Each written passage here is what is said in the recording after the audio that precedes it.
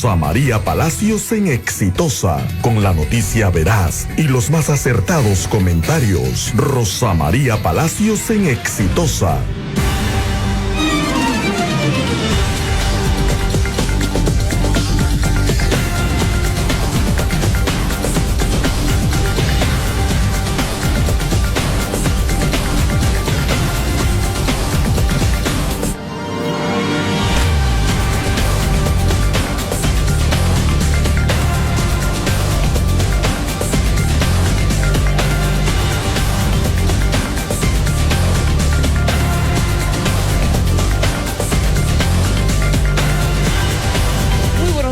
Y bienvenidos a Exitosa nuevamente, transmitiendo para todo el país. Amanece la mañana caliente, pero caliente. Estaba viendo el Twitter, siguiendo los tweets del ministro Pedro Cateriano, que le dice de todo a Mauricio Mulder esta mañana. ¿Qué tal amanecer? Ustedes no saben. Oye, Alan García ya vendió el departamento del Paraíso todavía. Cosas así bien fuertes, ¿eh? Y como dice nuestra portada de Exitosa, el tema de la Federación Peruana de Fútbol se está convirtiendo ya en un circo mayor, en un circo, digamos, de 3 pistas. Porque lo que pasa en la Federación Peruana de Fútbol debería quedar en la Federación Peruana de Fútbol, de acuerdo a la ley. Es una asociación privada sin fines de lucros, que se tiene que meter el fiscal de la nación. Que, dicho sea de paso, muchos han pedido su suspensión o renuncia debido a que no ha enfrentado una serie de casos que tenía que enfrentar en su oportunidad, o que no puede responder las cosas que tiene que responder. Entonces, para salir corriendo de los temas que en realidad lo acusan a él, ha decidido hacer una mega investigación sobre la Federación Peruana de Fútbol, lo cual es francamente un disparate. La justicia no puede ser una justicia basada en la chaira, en la venganza o en el oportunismo. Hoy día he escrito sobre la justicia. Ni tampoco puede ser una justicia indolente, ni tampoco una justicia impaciente. La justicia tiene que ser, ¿no es cierto?, la que se da de manera oportuna y le da a cada cual lo que merece. Hoy día estamos con 2 congresistas para abrir la mañana, Heriberto Benítez y Gustavo Rondón. Ambos entraron al Congreso por Solidaridad Nacional, y la pregunta viene sobre otra comisión investigadora, esta sí muy importante, pedida sí por el APRA, solicitada al congresista Gutiérrez ayer en este programa por mí, y me dijo que sí, que le pareció una idea importante e interesante, y es la que tiene que ver con las actividades de Martín Belaúnde del Ocio. En realidad, el caso de Martín Belaúnde del Ocio está asociado al caso Ancash y podría ser un subcaso del caso Ancash. Sin embargo, sus actividades se han multiplicado a lo largo del país. Como le he explicado al público ya en varias oportunidades, he estado en Puerto Maldonado el fin de semana pasado, no este sino el anterior, y con gran sorpresa los periodistas locales me dieron bastante información que luego se ha corroborado en un reportaje de Cuarto Poder sobre los viajes de Martín Belaúnde del Ocio y su amistad con el prófugo presidente regional Luis Aguirre. Prófugo presidente regional que le dio obras a la empresa vinculada a Martín Belaúnde del Ocio, entre ellas el colegio emblemático Fitzcarraldo, que no está terminado, que es un lindo colegio, pero no está terminado, y donde ha habido muchos problemas, y donde el señor Martín Belaúnde del Ocio llegó a ser nombrado por resolución regional presidente del patronato de Madre de Dios. Así que tenía sus influencias bastantes y locales, y se jactaba en entrevistas que hacía a los medios locales de tener gran llegada a la pareja presidencial y de poder facilitarle al presidente regional su llegada a Palacio de Gobierno. Madre de Dios, como ustedes saben, es un departamento que tiene poco canon, no porque no tenga mucha riqueza, sino porque el oro es informal, ilegal, no pasa por la SUNAT. Por lo tanto, el impuesto a la renta que paga Madre de Dios es muy bajo, y por lo tanto el canon es muy bajo. Vistas las cosas, el señor también tiene una vinculación con una empresa española que tenía obras también en Junín, 2 puentes, uno que está en construcción, el famoso problema con el IPD en Chiclayo, en fin, además de la centralita de Ancash. Entonces voy a empezar con Heriberto Benítez, que me mira con cara de susto, ¿no?, para que nos cuente toda la verdad y nada más que la verdad. Gracias por estar con nosotros. Gracias, Rosa María. Buenos días, Gustavo. Y buenos días. usted puede ser un testigo interesante en este caso. ¿Usted conoció a Martín Belaúnde Locio? Sí, lo conocí a Martín. Él me invitó a participar como columnista del diario La Primera. Yo tenía una columna los martes que se llamaba El Dedo en la Llaga. Escribí cerca de 50 artículos. Luego lo conocí cuando fui a Chimbote, o sea, lo volví a ver. La campaña electoral me apoyó porque en el diario que él imprime me puso un cintillo en la portada: vota por Solidaridad Nacional, Castañeda presidente y Benítez al Congreso. Y en la empresa que tenía ahí en la llamada centralita, en el primer piso, me ayudaba con algunos pequeños spots publicitarios a editarlos para que puedan salir en los noticieros de los canales. Esa fue la relación que tuve yo con él. Después lo habré visto 2 o 3 meses más. ¿Y esto lo hizo a título gratuito? Sí, me dijo: yo te voy a apoyar en la campaña. ¿Ya? Creo que tu lucha es importante, va dentro de la misma línea de la mía, me dijo. ¿Ya? Y me apoyó. Y lo que sí te puedo garantizar es que desde que salí congresista en este periodo hasta el día de hoy, nunca me llamó para pedirme un favor, ni para decirme: ayúdame en tal proyecto, busca tal, tengo tal empresa. Nunca. De repente no tuvo necesidad porque él tiene llegada directa a otros parlamentarios, pero sí te digo, nunca me buscó, nunca me llamó, y yo le estoy pues agradecido por el apoyo que me dio, ¿no? Me permitió escribir, que es un tipo de relación distinta a lo que viene sucediendo. Claro, ¿no? durante el tiempo que tuvieron esta relación, él le habló de su llegada a Navín Heredia, a Ollantumala. No le dijo que había una contradicción entre apoyarlo con Solidaridad Nacional y en realidad su apoyo al Partido Nacionalista. Mire, yo durante el tiempo que escribía las columnas, que era el año 99, habrá sido 2000, Martín Belaúnde, perdón, no 2000, 2005, no, estamos hablando 2008, 2009, sí, estoy confundido, 2008, 2009, que era el gobierno de Alan García. Así es. Lo veía como un hombre nacionalista, identificado con la causa, inclusive el diario que ellos dirigían era anti-APRA, y yo me peleaba con el APRA, entonces encajábamos en la línea. Pero después, en la campaña electoral en 2011, no lo vi muy cercano a Humala, porque más iba a Chimbote, iba a otras regiones. Me decía, las pocas veces que conversamos, decía: yo tengo que coordinar con otros gobiernos regionales porque estoy haciendo los mismos proyectos para mejorar la imagen de los presidentes regionales. Voy a poner varias empresas a nivel nacional. Esa era su idea y la que él comentaba. Claro, iba a ser como una centralita, pero en varios lugares del país. No sé si con ese nombre, si como centralita, como empresa o como qué, pero él quería poner para apoyar a presidentes regionales en temas de imagen. Claro. Era lo que me decía. Claro, pero yo ya no lo veía en ese periodo cercano, porque como tú misma dices, si él apoyara a Humala, no tendría por qué hacerle publicidad a Solidaridad, ¿no? Claro. Ahora, lo que es curioso es que él tenía esta oficina donde hacía los spots, hacía las grabaciones, etcétera, a título gratuito, en su caso. ¿Sabe si era un negocio en otros casos, si le cobraba a otros candidatos? No lo sé. A nosotros nos apoyaba porque él decía que cuenta conmigo. Era un movimiento que él quería apoyar. Él era amigo también de César Álvarez. Lógico. Y ponía el 1. Incluso al número 2, que era el candidato, a veces no lo mencionaba. Ya. Mencionaba al 1. Que era usted. Que era yo. No ponía el 2. Me decía: yo lo, porque te considero un amigo y quiero apoyarte en tus ideales. Y punto. Bueno, pero... Incluso yo nunca lo vi que pudiera tener negocios con la propia región, porque ya mi llegada a esos temas no era tanta, pues, o sea... Claro, ahora, la pregunta que usted se haber hecho y mucha gente es: ¿de qué vive este hombre? Porque que tanta generosidad de mejorar la imagen de los presidentes regionales, darles una manito, de ayudarlos, ¿ya? ¿De qué vive este hombre? Bueno, yo lo que puedo percibir es que vivía de sus negocios, que eran los lobbies, supongo, ¿no? Era un lobby informal, no registrado, no inscrito. Lógico. Y de repente, por las influencias que tenía, lo buscaban y le decían: ayúdame a contactar con toda la cual persona, y eso amerita un honorario. Lógico. Un honorario que seguramente no lo pagó a la SUNAT, nunca lo declaró, nunca extendió boleta, y esa informalidad ahora lo ha complicado. ¿Y qué pudo aprovechar él, entiendo yo? De repente, que se vendió la imagen de que él era cercano a la pareja presidencial, entonces se vendía como un hombre de poder, ¿no? Ahora, yo lo que no sé es, como dicen algunos, si puede ser una persona, un fanfarrón, como llaman algunos, que existen un montón, que como se López Meneses, unas etcétera, cosas así, o si realmente él estaba pues operando y haciendo dinero de esa manera, ¿no?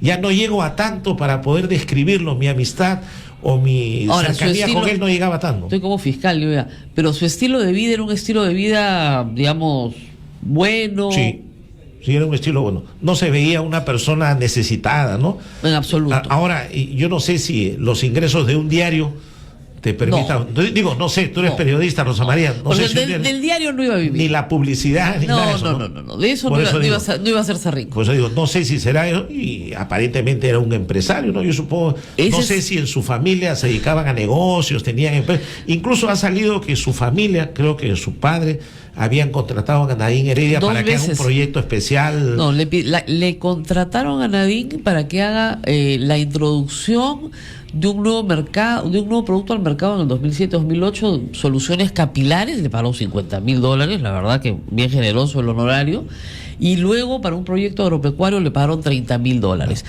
Aparentemente el papá de Martín Belaúnde del Ocio estaba manteniendo a la familia, o sea, no hay otra explicación, porque son honorarios jugosos, ¿no es cierto?, por estudios de factibilidad que podrías contratar a empresas establecidas en el mercado, con más información y a un honorario mucho menor. Así que eso parece ser, ahora de repente el señor es generoso y quiere contratar a quien quiera, no es delito, pero llama la atención. Claro. Ahora, señor Gustavo Rondón, cuéntenos usted, porque también ha estado cerca Martín Belaúnde del Ocio de Solidaridad Nacional. ¿Cómo es que este señor decide hacer campaña por Solidaridad Nacional? A ver, primero que nada, agradeciendo a usted siempre, Rosa María, el saludo a Heriberto y Exitosa. Yo creo que no, o sea, la relación más bien de solidaridad con Belaúnde del Ocio es por el apoyo a Heriberto, o sea, en cuestión interna del partido, bueno, y a Ancash, ¿no? Definitivamente. Lo que pasa es que hay personas que apoyan la parte política, pero con otros fines, ¿no? Aquí yo creo que está claro el hecho de apoyar a candidatos, de apoyar gobiernos regionales, pero que en el fondo ese apoyo es para dar saltos en garrocha bastante altos y elevados, y eso aparentemente es lo que se está viendo. Así que yo, en lo personal, en todo caso, creo que sí amerita que se empiece a investigar lo más rápido posible todos estos vínculos. Ahora, como un subgrupo de trabajo del grupo Ancash, porque ya el grupo Ancash ha avanzado en el caso de Martín Belaúnde del Ocio. Lo que es nuevo es su vinculación con una empresa española, con los contratos en Puerto Maldonado, con los contratos en Junín.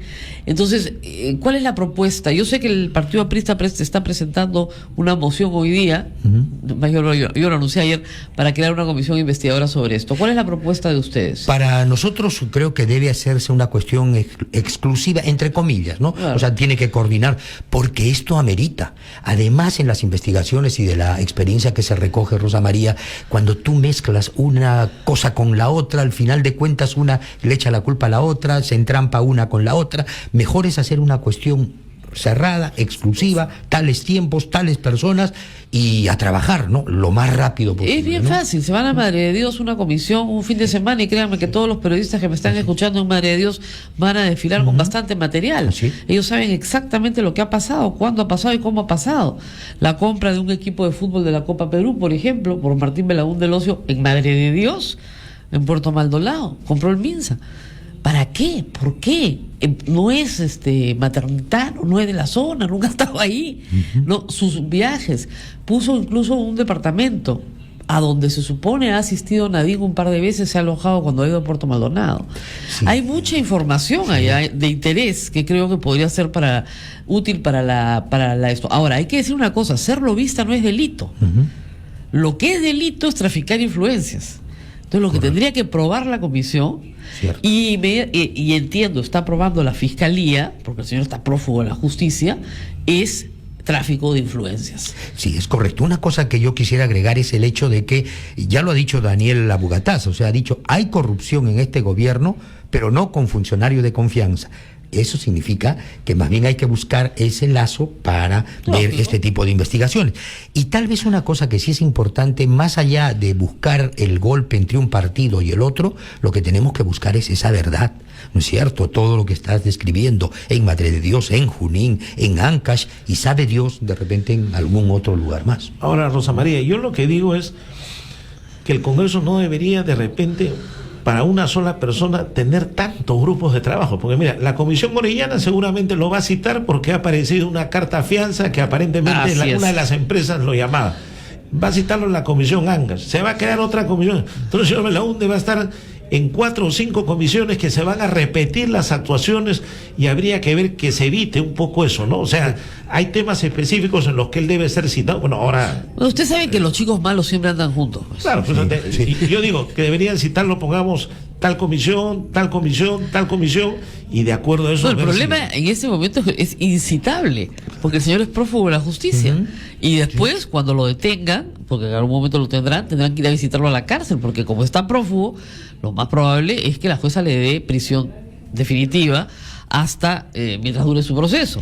¿Ya? Y se le está acusando de tráfico de influencias y se le está acusando por la centralita, que es por lo mismo que se le acusa a usted. O sea, que usted es coacusado por la centralita con Martín Belaúnde. Bueno, era acusado, porque en mi caso ya la Fiscalía Suprema de Control Interno ha establecido que en esa llamada diligencia de allanamiento, más bien los fiscales cometieron abuso de autoridad y el Ministerio Público los va a denunciar por ese delito y son ellos los que van a ser procesados, ¿no? O sea, eso fue antes. No, el allanamiento. No sé. Todo el tema desde que el domicilio ya han demostrado que ese domicilio no existía. No, pero eso fue cuando ahí en Ancash la Fiscalía Superior de Ancash estaba controlada por Álvarez, pero eso ya cambió. No, es ahora. ¿Ahorita? Ayer ha salido el informe de la Fiscalía Suprema de Control Interno. Ya, es uno nuevo. O sea, a raíz de lo que Ramos Heredia hizo un informe, recuerdo, Rosa María, fiscal Peláez lo anuló. Ya. Y pidió que la nueva fiscal haga una nueva investigación, 6 meses.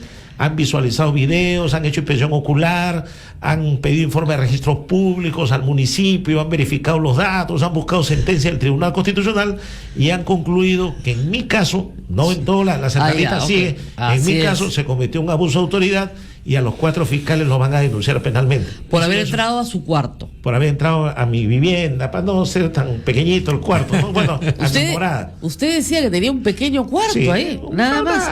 Y puede ser llamado mini departamento, cuarto, habitación. Entonces, ellos desde que llegaron, la resolución dice que la calle Los Ceros número 600 no existe, o sea, empezaron mal la diligencia. Bueno. Y dice que cuando entraron a la calle Los Pinos, la propia empresa de Martín Belaúnde les abrió la puerta y los hizo pasar, levantaron su acta y ahí no hay violación de domicilio porque entraron con autorización de los propietarios, ¿no? Claro. Pero en mi caso sí fue diferente y eso era el 80% de lo que me acusaban a mí. Eso es, porque lo demás me decían asociación ilícita sin decir cuál es la función, el cargo ni nada, y lo de regalos de polos, gorros, decían que los cometí entre mayo, junio y julio cuando ya las elecciones habían terminado. No, entonces, pero la defensa de Álvarez en el Congreso...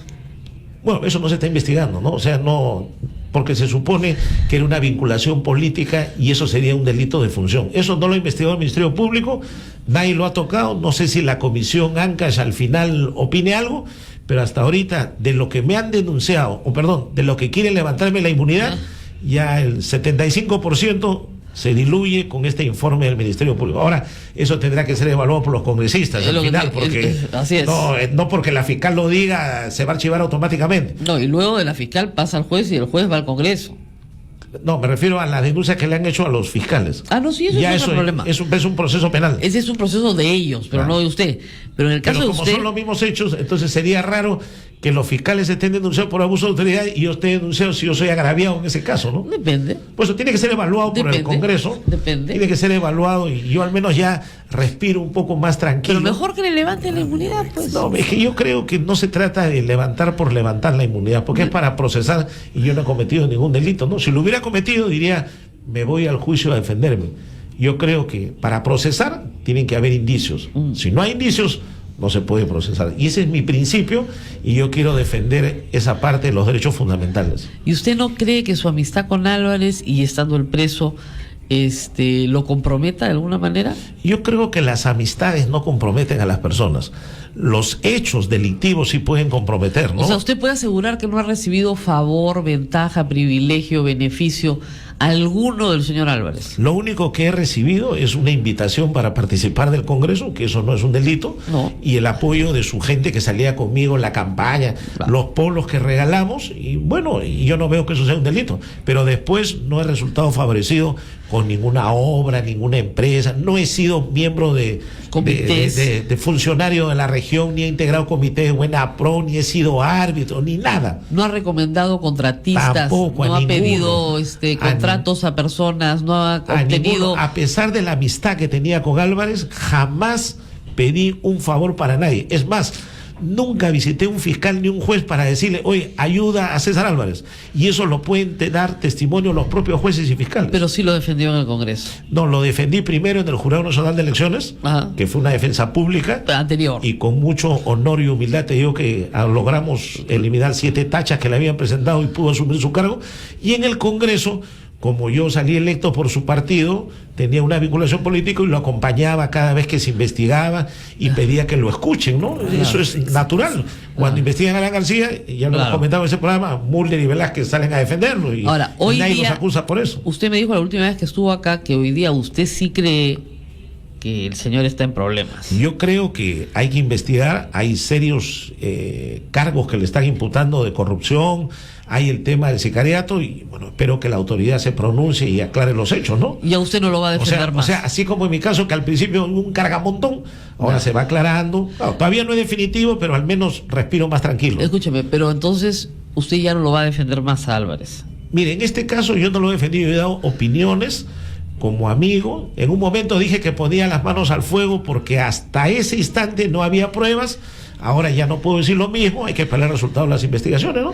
Pero no lo voy a negar como amigo porque lo he conocido y me ha apoyado. Sí, está muy bien. Y sería una cobardía de mi parte decir, no lo conozco, mentira. No, yo no hablo mal de mis amigos, yo sé valorar la amistad. Ahora, si mis amigos tienen problemas, tienen que solucionarlos y espero que los aclaren. Ahora, ¿Martín Belaúnde era su amigo o no? Martín Belaúnde lo conocía. Lo conoce. Lo conocía por la cercanía política que había. Pero no lo ha vuelto a ver. No he frecuentado, no he hecho negocios con él, ni tampoco me ha buscado para nada, ni siquiera para decirme, apóyame en este proyecto de ley que pudo hacerlo. Claro. Pero no lo ha hecho, te lo digo con toda Porque en transparencia. sus correos electrónicos pide la ayuda de Zenaida Uribe, de otros congresistas, pero a usted no le pidió. A veces nos hemos mandado uno que otro correo electrónico por temas políticos, Ya. pero nunca ha sido ni para una obra, ni para un favor, Ni para ley de ni presupuesto. para decirme, oye, ayúdame a tal, o dile a Álvarez tal cosa.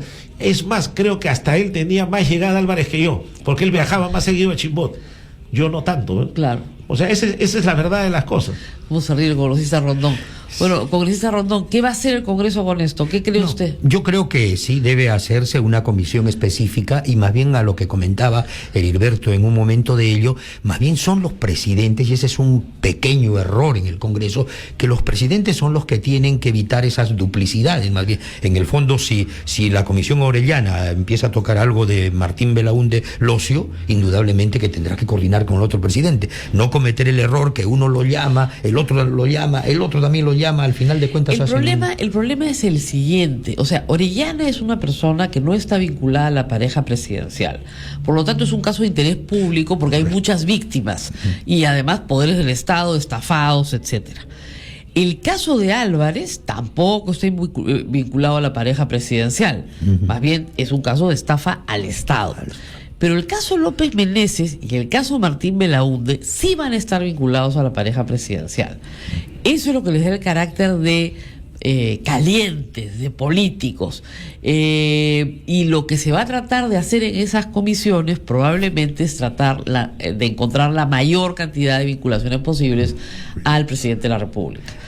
Y eso no garantiza necesariamente un debido proceso dentro del Congreso. ¿No sería mejor, digo yo, dejar esto en manos del Poder Judicial, que ya lo está investigando? No, yo creo que más bien al contrario, sí ameritaría en el Congreso por el hecho que tiene un rubro, y lo has descrito bien tú, un rubro político. O sea, en el fondo, en el Congreso, que es un ente político, de algún modo esa ligazón es la que hay que, para bien o para mal, ¿no? Porque pueda que también se excluya y se diga aquí no ha habido sino una cuestión personal de Belaúnde Locio, que ha querido hacer pues a la sombra, ¿no? De la pareja presidencial negocios, ¿no? Ahora, el señor Belaúnde Locio es sobrino de su líder, del señor Castañeda Locio. Qué complicada es la vida política. Y además, él y su hermano han estado vinculados al caso Comunicore. ¿Y ahora qué hacemos? Bueno, que se investigue pues a Belaúnde Locio, ¿no? En el fondo, por eso creo que... lo que pasa es que ahí Solidaridad Nacional tiene un pequeño problemita. El señor primero es pariente Y segundo, no solo es pariente, sino que el hermano ha sido el director de Comunicore. Bueno, por eso yo creo que en el fondo... Y además tenían la oficina en el mismo local que Comunicore. Hay que ahora merituar por eso justamente que se investiguen, ¿no? Yo creo que aquí podrían salir muchas cosas. Claro, ¿no? lo que pasa es que estudiar las redes empresariales del señor Martín Belaúnde del Ocio, si tal cosa existe, o los lobbies empresariales, nos puede llevar nuevamente a Comunicore, donde su tío es el que está metido hasta las orejas. Bueno, lo que sí tenemos bien claro en Solidaridad es que siempre hay que buscar la verdad, ¿no? Y caiga quien caiga, como hemos dicho. Y en ese sentido creo que ahora que hay este tipo de cuestiones que, mire, han salido de simplemente estar en la clandestinidad del señor Belaúnde del Ocio, que se empiezan a escudriñar algunos correos, hay contactos con los gobiernos regionales, ha habido apoyos de campañas políticas. Los gobiernos regionales, por lo que me dicen los periodistas locales, y voy a estar viajando bastante este mes, están repletos de denuncias que sus congresistas no escuchan. Escuchan. ¿Usted congresista por qué departamento? No, yo soy por Arequipa y ahí estamos. En Arequipa, por ejemplo, sí hemos visto mucho de lo que significa me voy la próxima semana a Arequipa, no sea. Sería interesante, sería interesante. Debo ver qué le traigo. No, pero por eso le digo. Ahora, pero una cosa que sí es importante ahí, Rosa María, y que creo que sí abona un poco. Una de las cosas que yo he visto en las regiones, por ejemplo, en general, hay hasta 6 instancias que deberían controlar. Por ejemplo, en un municipio, los regidores, las oficinas de control interno, la Contraloría tiene su oficina, el Ministerio Público tiene sus fiscales. Los consejos regionales, que por ejemplo deberían ser el Congreso en chiquito en las regiones. Están todos de acuerdo. Sí, y entonces van pasando, ¿no?, niveles que deberían ser los primeros filtros. Pero si fíjese, a una situación, pero ¿no? fíjese lo que pasa en Comunicore. Los 3 gerentes son los que firman los cheques. ¿Qué le puedo decir? Y el director de Comunicore era el esposo de la hermana de Martín Belaúnde del Ocio. ¿Qué le puedo contar yo que usted no sepa? Por ejemplo, imagínese usted, ¿cómo es posible que haya, por ejemplo, este tipo de cuestiones en las regiones y los órganos de control interno que, por ejemplo, deberían ni siquiera esperar que suceda, ¿no? O sea, deberían tener los controles previos, los controles concurrentes, no se dan, ¿no? Esa, por ejemplo, es una falencia que habría que empezar a fortalecer. Pero digamos, hay que empezar por casa, ¿no? Sí. Bueno, yo espero que ahora que va a viajar a Arequipa vayamos viendo a ver qué hemos tocado y qué no hemos tocado. Me refería a la Municipalidad de Lima, porque ahora lo que viene nos tiene a todos muy preocupados. Yo me imagino que el señor Castañeda ha dicho que no, esperemos, pero es posible que contrate a todos los que están procesados por Comunicore.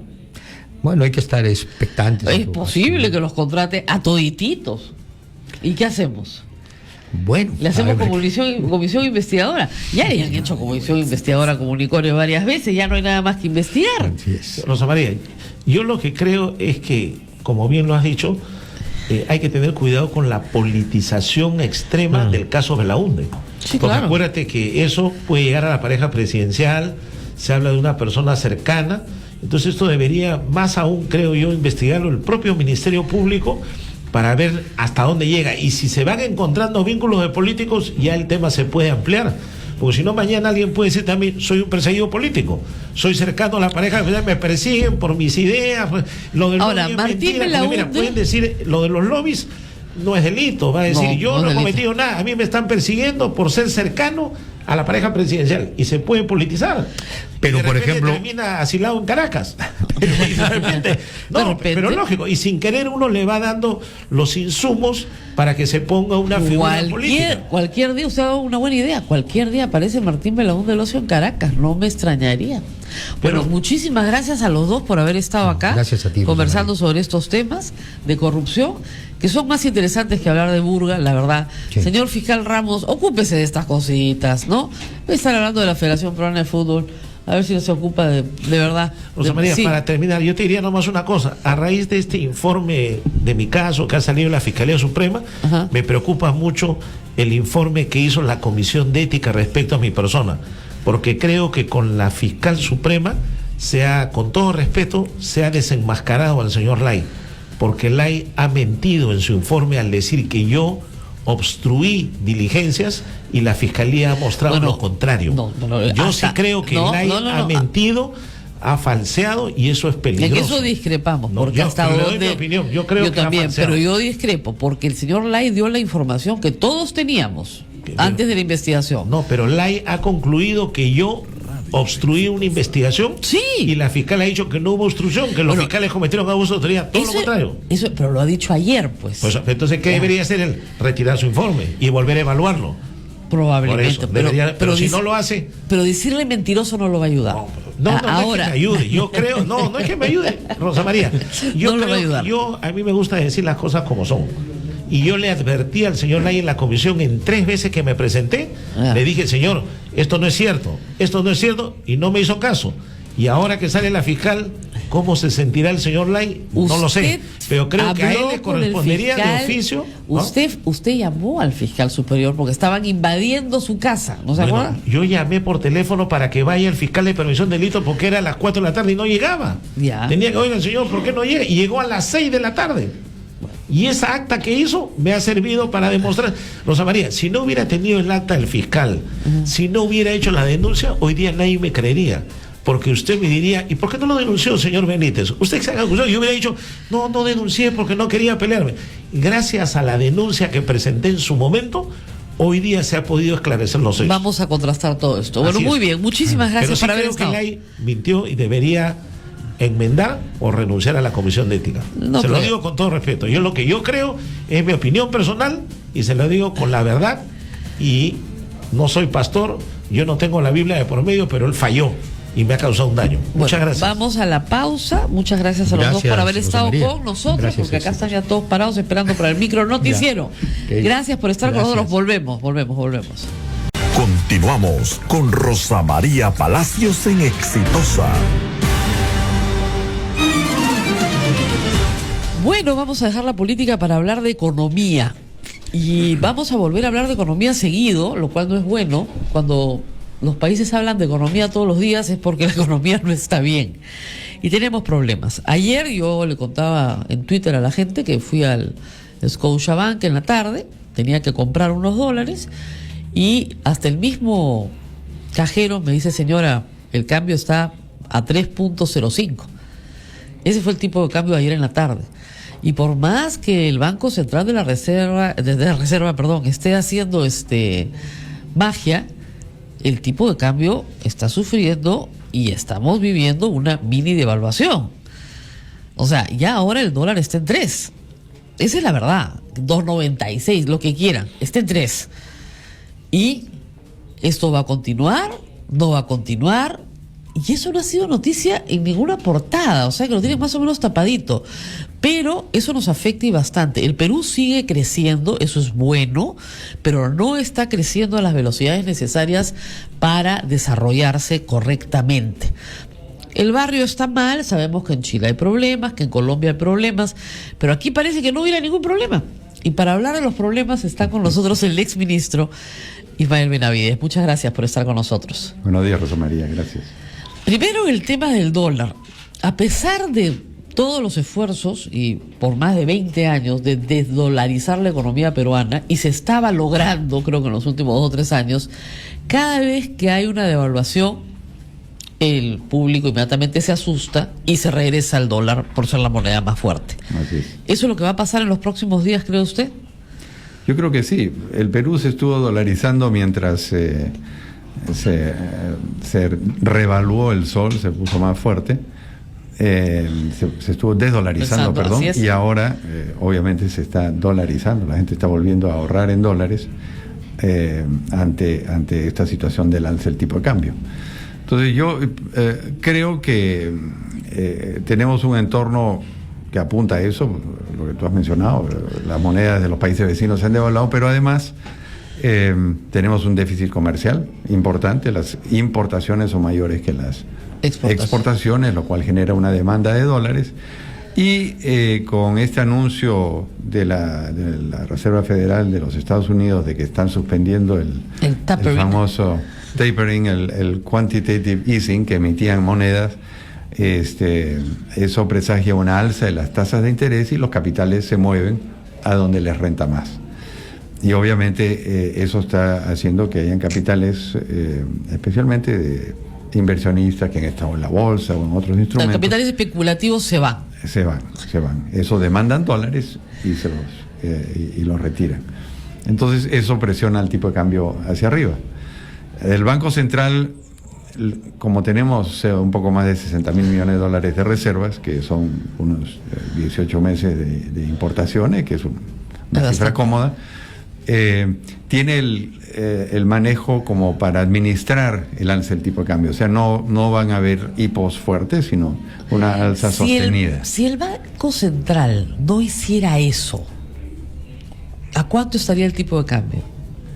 Probablemente estaríamos encima de 3.10. 3.10, 3.20. O sea, si el Banco Central no hiciera eso y sinceráramos, digamos, el dólar estaría mucho más alto. Por supuesto. Lo otro que está ocurriendo es que el dólar se ha fortalecido frente al euro. Ha ido de 1.36 a 1.26, se ha fortalecido frente al yen, que ha ido de 80 y tantos a 108. O sea, Estados Unidos está saliendo de su crisis poco a poco, y eso va a fortalecer su moneda. Así es. Y frente a la nuestra, evidentemente, se va a fortalecer también. Claro. Ahora, eso tiene, digamos, un impacto en las expectativas de ahorro de la gente común y corriente. Si usted gana en dólares, usted va a ser muy feliz, pero si usted no gana en dólares, que es la mayoría de los peruanos, y gana en soles, su dinero va a valer un poco menos. Y eso sí causa un impacto en la economía familiar. Indudablemente, porque muchos de los costos también de nuestros productos son importados. La mayoría de alimentos, el trigo, la soya, el maíz, aceite, todos son importados. Entonces, evidentemente, eso sufren un alza. Los combustibles también sufren un alza. Ahora sí, lo bueno es, por otro lado, que los precios de esos productos internacionalmente están cayendo. El petróleo está hoy día a 80 dólares. Hace pocos meses estaba en 104, 105. Pero todavía no lo estamos viendo y deberíamos verlo. Pero ahora, es evidente que entonces en las próximas semanas sí va a haber un alza de precios en los productos básicos de alimentación. Indudablemente, y ya lo están habiendo. Ya lo están habiendo, ya lo estamos viendo. Las señoras se quejan y te dicen las cosas están subiendo. Yo lo he notado también, señora, no se preocupe. No mucho, pero están subiendo. Sí. Eso es muy impopular para un Estado. Que los precios suban, que el dólar suba, el precio del dólar, el dólar también es un bien en el mercado, es más caro.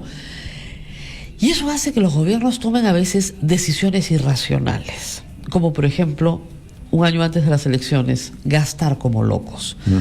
¿Qué es lo peor que el gobierno podría hacer durante el 2015? Eso, gastar como locos, en aras de tratar de implementar políticas populistas para reelegirse o para tener una buena representación parlamentaria. En fin, no sabemos la estrategia del gobierno, pero sí el presidente ha anunciado que hay que ponerse la camiseta de la campaña de sus partidarios. Entonces, el Estado tiene muchos recursos. El Estado tiene hoy día 35.000 millones de dólares guardados. En reservas. No en reservas del Banco Central, sino que están en el Banco de la Nación. Exactamente, como digamos, superávit. Así es, de todo acumulado de todos estos años. Entonces tienen mucho cómo gastar. Ahora, indudablemente han demostrado una incapacidad bárbara de ejecutar obras, pero sí regalar dinero no les ha sido tan difícil. Estos programas sociales que están dando pensión 65, que se lleva mucha gente que la necesita, claro, pero según un estudio reciente la mitad no lo necesitan. Claro.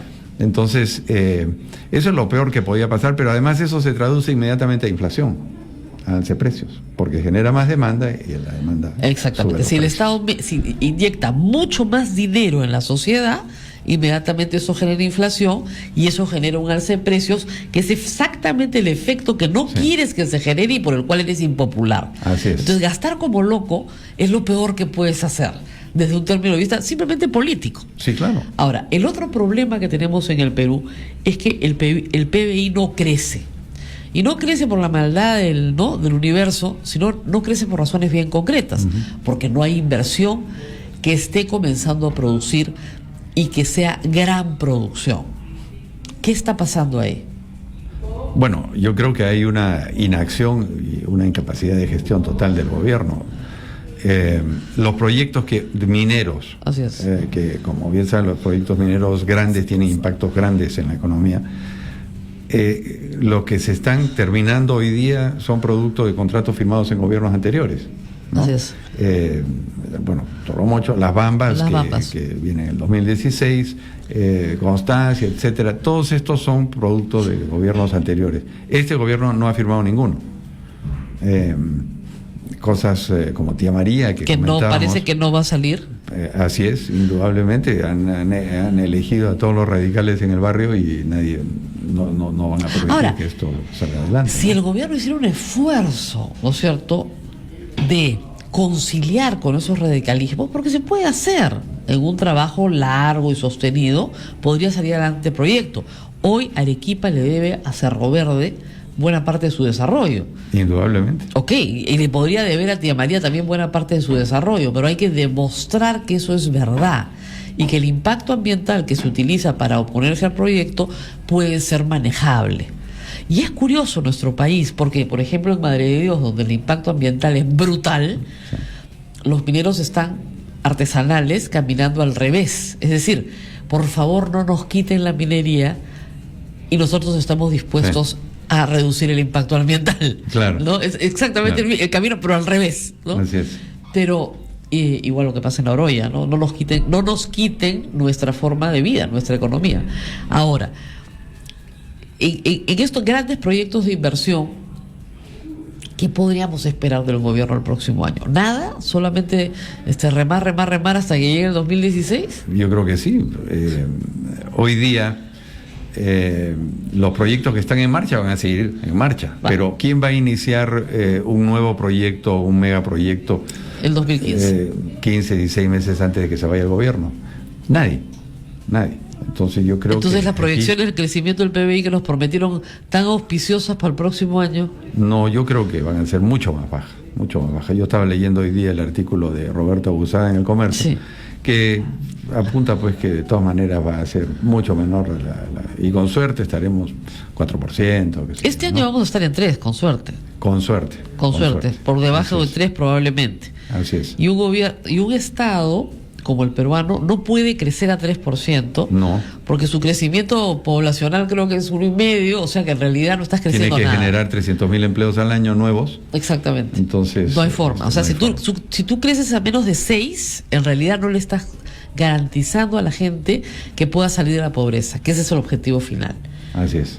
Entonces, si tú creces a 3 y tu población, como usted dice, se incrementa en un número mayor, no hay posibilidad de empleo para ese número de gente.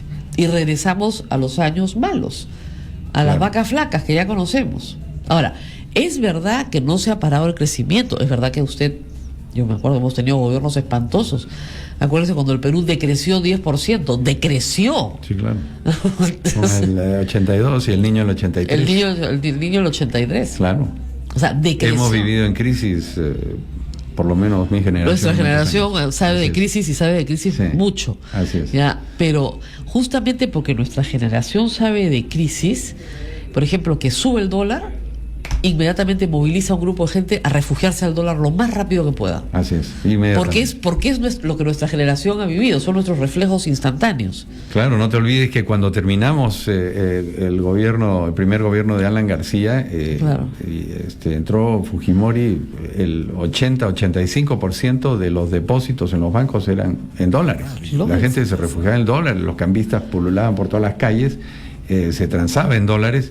Hoy día eso ha bajado a 40-45%, pero va a retornar a niveles mayores. Muy rápidamente, porque nadie quiere perder el valor de su dinero. Es decir, si hoy día me pagan en soles, primer día del mes, ¿no es cierto? Y a fin de mes mi sol va a valer menos porque se ha devaluado, porque el dólar vale más, y yo voy a poder comprar menos cosas. Sí. Obviamente voy a ahorrar en dólares y voy a vender los dólares el día que los necesite, no antes. Claro. Como aprendimos a hacer todos desde chiquitos acá en el Perú. Así es. Y las necesidades de la semana, pues vendíamos dólares para comprar. ¿Usted cree que regresemos a eso o no? No creo, no. De ninguna manera. Yo creo que la situación es otra. El país tiene reservas, tenemos un cierto equilibrio fiscal, no hay déficit, aunque dice el ministro que va a haber un pequeño déficit este año. tenemos baja deuda externa, o sea, tenemos todos los Pero la fundamentos balanza comercial está mal. La balanza comercial está mal. Por eso, una de las cosas que le dijimos al ministro cuando lo visité con el exministro Ferreiros, lo primero, una promoción agresiva de las exportaciones, ¿no? Claro. De todo. Y yo creo que la agroexportación, los textiles, ahora con este mejor tipo de cambio, todo esto tiene que revivir y crecer, ¿no? Hay mucho campo para crecer y hay muchos mercados ávidos de nuestros productos y lo que tenemos que hacer es que el Estado... ¿Cuánto es el desbalance ahorita entre importaciones y exportaciones? Cercanos a los 3.000 millones de dólares. No es poca cosa. No es poca cosa y puede ser creciente, ¿no? Claro. Es que si no comenzamos a exportar no hay forma. Hay que exportar más. Y ahora, lo que te dicen es que hay algunos analistas que dicen que en volumen, o sea, lo que hemos decrecido es en precios, pero no en volumen. Volumen de oro ha caído una barbaridad, no recuerdo cuánto, pero... Volumen también. Más, claro. Cobre no, pero el oro, por ejemplo, que era nuestro principal producto de exportación, ha caído en volumen porque hay minas que se están agotando, como Pierina, como Yanacocha está bajando la producción. Yanacocha cierra el 2017. Así es.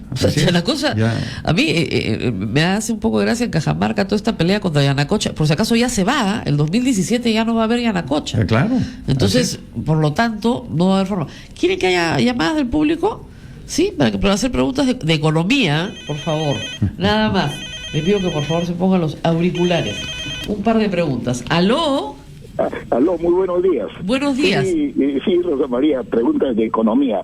Hay que aprovechar, tú no lo dejas hablar mucho al exministro. Yo quisiera preguntarle, ¿hay algún trabajo? Nosotros tenemos una empresa exportadora y tenemos grandes dificultades para que la SUNAT nos devuelva el IGB.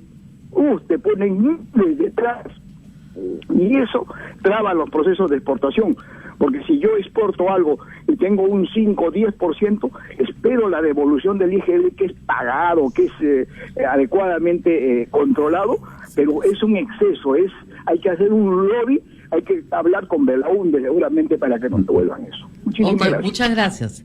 Bueno, es una pregunta importante porque es una de las propuestas que justamente le hicimos al ministro de Economía, acelerar la devolución del IGB, que es una carga muy fuerte para los exportadores, porque lo que ocurre es lo que usted dice, esta tramitología interminable, pero además, terminada la devolución del IGB, al día siguiente le cae una fiscalización de la SUNAT. Porque le han devuelto el IGB. Claro. Se pican porque le han devuelto el IGB.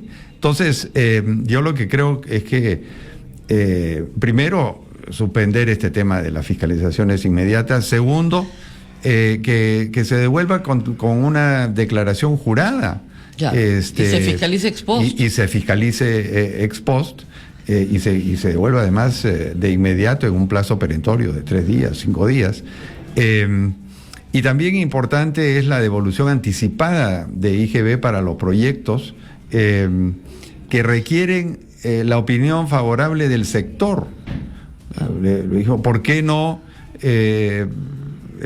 mandan un ingeniero tasador registrado en la Superintendencia de Bancos que haga una evaluación si efectivamente está invertido el dinero en el proyecto y contra eso se hace la devolución anticipada del IGB?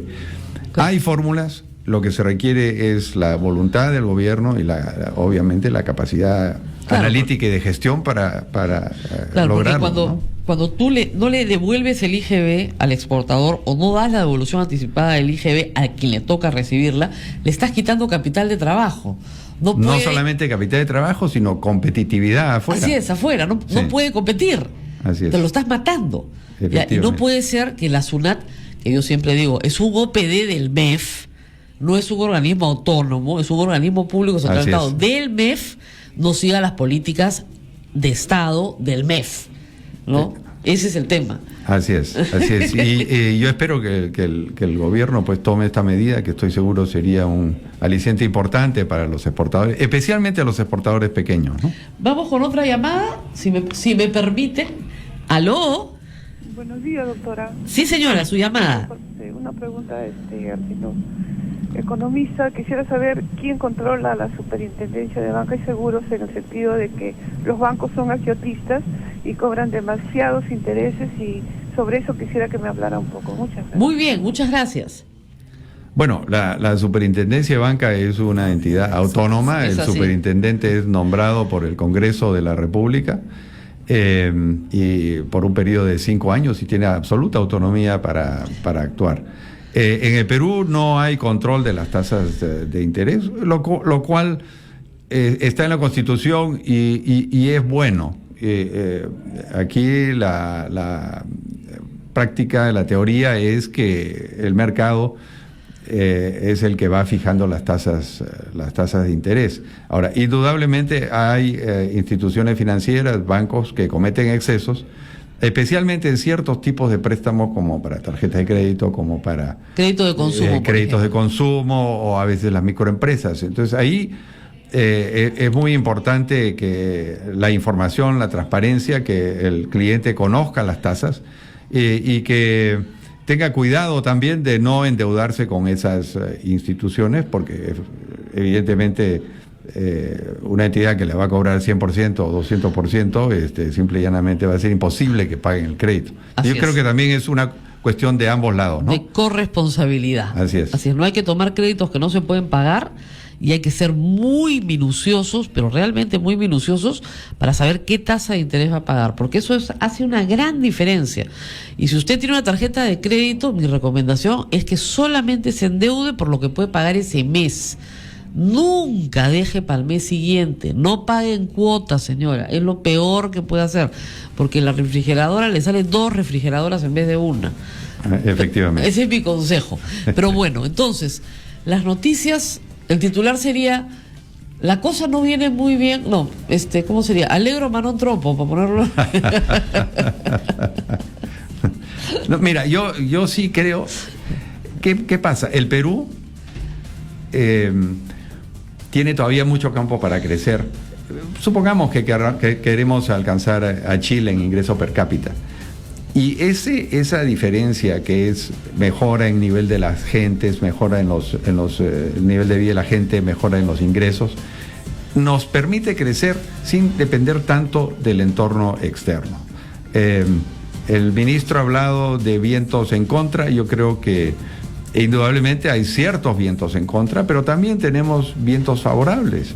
Tenemos una población que está consumiendo, una población que quiere mejorar sus niveles de vida, una población que quiere llegar a otros niveles de ingresos, un potencial de demanda interna muy importante, y otros sectores que pueden crecer, la agroexportación, los textiles, inclusive la minería, que pueden ser elementos dinámicos en que la economía vuelva a retomar ese crecimiento.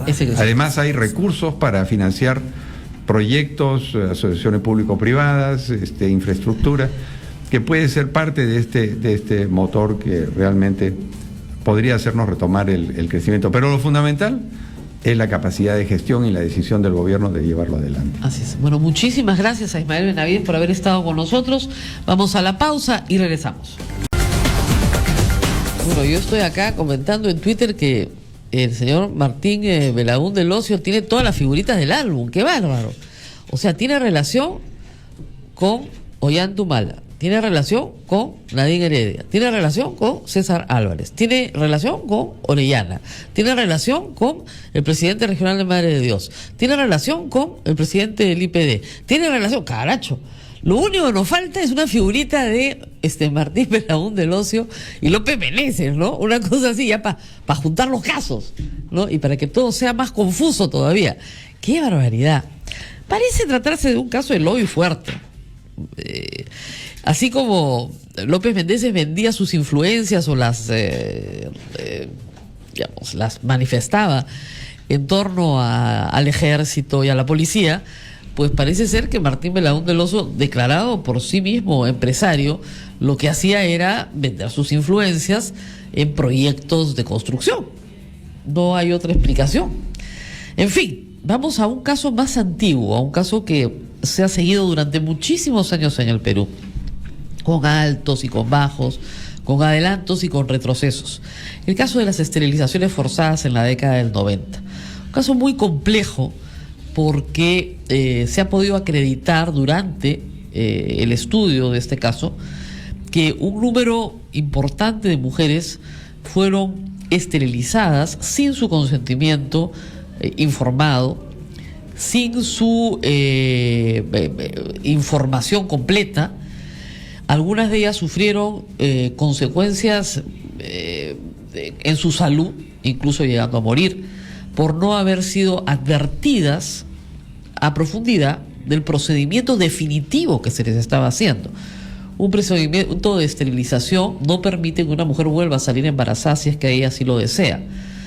Esto además, en el ámbito rural y de acuerdo a nuestra cultura, tiene consecuencias sociales. Las mujeres esterilizadas pueden ser repudiadas por sus esposos, pueden ser percibidas como mujeres que van a ser promiscuas a partir de este procedimiento.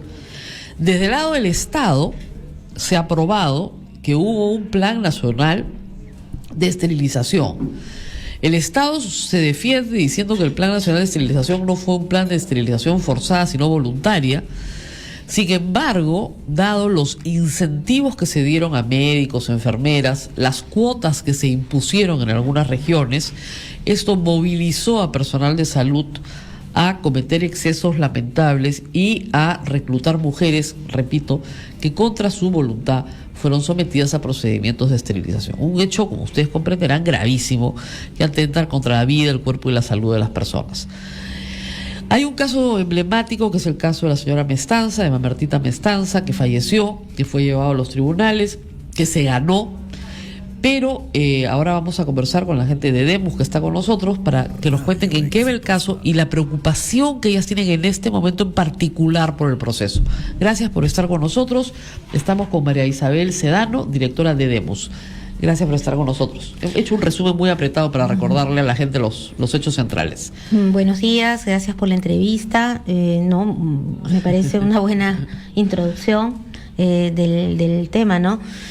De los casos. Sí, nosotras también como parte de los antecedentes, decirles a quienes nos están escuchando que el caso de Mamertita Mestanza fue un caso que al no recibir justicia en su momento, ¿no? Porque ella fallece a consecuencia de una esterilización forzada, mal practicada. Ese es otro elemento también, ¿no? No solo fueron sin tomar en cuenta el consentimiento, sin el consentimiento informado de las mujeres, sino que se practicaron en algunas regiones y zonas rurales de una manera terrible, ¿no? Negligente, de manera inadecuada, ¿no? Entonces, no son pocas las personas que murieron después de esterilizarse. La investigación fiscal preliminar hasta la fecha puede identificar hasta 18 personas que han muerto, ¿no? Y una de ellas es Mamertita Mestanza. Otro caso muy conocido, el de Celia Ramos en Piura, igual. En el caso de Mamertita Mestanza, al no encontrar justicia aquí, se llevó el caso a la Comisión Interamericana de Derechos Humanos y en el año 2003 se firma un acuerdo de solución amistosa durante el gobierno de Alejandro Toledo y durante la gestión de la ministra Annel Townsend, ¿no? En ese momento el Estado reconoce que tiene responsabilidad por la violación de los derechos humanos de esta persona, de sus viudos y de sus hijos, ¿no? Y se compromete entre otras cosas, a investigar y sancionar, pero consciente del contexto en el que había pasado este caso, porque este caso no era un caso aislado, un caso particular, se compromete a investigar y buscar identificar a los responsables, no solo materiales, o sea, es decir, el personal de salud que hizo la intervención, sino a los responsables mediatos, ¿no? Que son los que dirigieron este programa nacional sobre salud sexual y reproductiva y planificación familiar, así como la política ¿no? De salud y llegar hasta, si es posible, el expresidente de la República, Fujimori, y sus exministros de salud como responsables, ¿no? Entonces se compromete a hacer esto, ¿no? Está clarísima en esa cláusula, no hay menor duda, que es un deber del Estado, y también se compromete a darle reparaciones al viudo y a la familia, ¿no? Reparaciones que van desde las compensaciones económicas o indemnizaciones que las han recibido hasta reparaciones en salud para que puedan tener atención en servicios de salud, que puedan recuperar su salud física, mental, ¿no? Gracias. En el caso de las mujeres esterilizadas que sobreviven, también su salud sexual y reproductiva, ¿no? Pero en ese momento esa medida fue una medida otorgada en la gestión de la ex ministra de Salud, Pilar Massetti, y se modifica el Seguro Integral de Salud y se pone una cláusula por la cual también tendrían derecho al SIS las personas víctimas de violación de derechos humanos, por ejemplo, esterilizaciones forzadas, o violaciones, simplemente, ¿no? Violencia política, ¿no?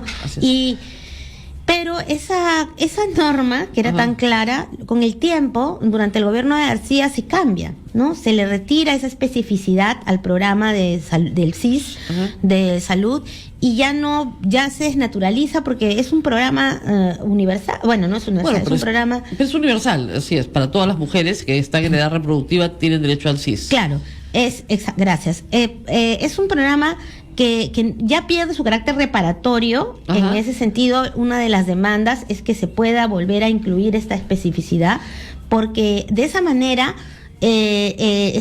también se puede garantizar las mejores coberturas o coberturas adicionales que podrían necesitar estas personas. Ahora, ¿a alguien se le ha negado el SIS? No, a nadie. Lo que pasa en el caso de Mamerita es que la formalidad a veces es lo que se cumple, más no el ejercicio efectivo, ¿no? Si uno va al sistema del SIS, que está automatizado, uno va a encontrar que el viudo y sus hijos están inscritos en el SIS, ¿no? Pero se les ha negado la atención. Cuando se les ha denegado atención. Bueno, entonces ahí hay un problema, porque ¿no? hay un problema, porque el SIS no llega a ser automatizado en las zonas ya rurales, alejadas, y en las zonas como donde ellos viven. Bastaría que se les diera un carnet, ¿no? Exactamente. Bastaría un carnet para Soborón Alto y La Encañada. En el centro de salud las fichas no están actualizadas, como ya se han hecho mayores de edad, claro. ya no están dentro de la tutela. Si hay un acuerdo amistoso con el Estado tiene que cumplir con la prestación de salud pública, que además es gratuita para todos, deberían ir ellos y atenderse como cualquier peruano. Ahora, ese es un tema de las reparaciones. Ahora, en cuanto al proceso de investigación, entiendo que sí, en algunos casos se ha ubicado al personal de salud que actuó de esta manera adecuada y ese personal de salud ha recibido algún tipo de sanción administrativa o penal.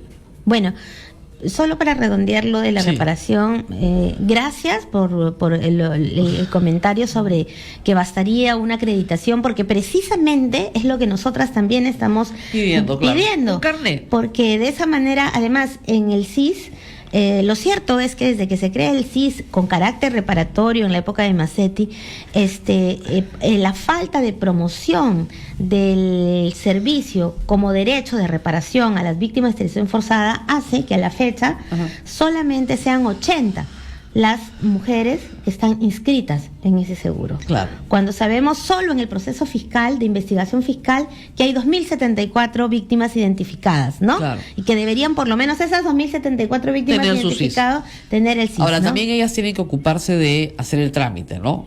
Claro, pero no hay ausencia de información de parte del ministerio, también, no hay de un lado u otro lado, ¿no?